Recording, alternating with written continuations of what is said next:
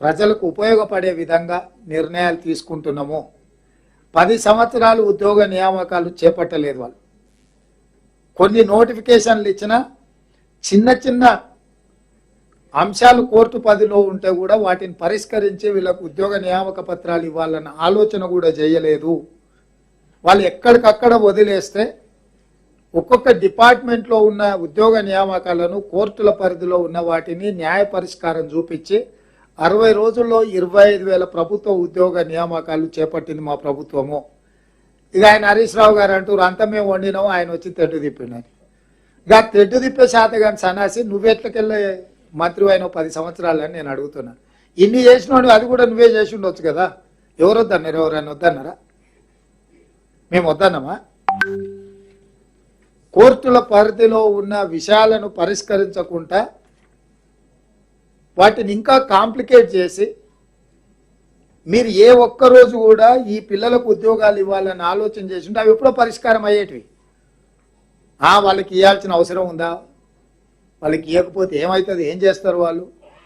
నిర్లక్ష్య ధోరణితో మీరు ఎక్కడికక్కడ గాలికి వదిలేస్తే ఒక్కొక్క శాఖ స్టాఫ్ నర్సులను 6,956 నియామకాలు చేపట్టిన, పోలీసు ఫైర్ అండ్ ఎక్సైజ్ డిపార్ట్మెంట్లలో దాదాపుగా 15,000 ఉద్యోగ నియామకాలు చేపట్టిన.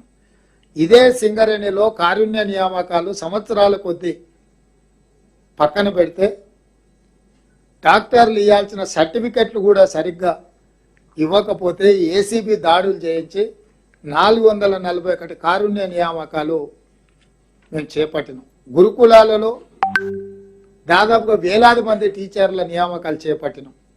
రేపు మార్చి 2 రోజు మళ్ళీ ఇంకొక 6,000 పైచిలకు ప్రభుత్వ ఉద్యోగాలు నిరుద్యోగులకు ఇవ్వబోతున్నాము. దాదాపుగా 70 రోజుల్లో 30,000 పైచిలకు ప్రభుత్వ ఉద్యోగాలు చేపట్టడం ద్వారా నిరుద్యోగ యువకుల యొక్క ఆందోళనని ఆకాంక్షల్ని దృష్టిలో పెట్టుకొని మా ప్రభుత్వం పనిచేస్తుంది.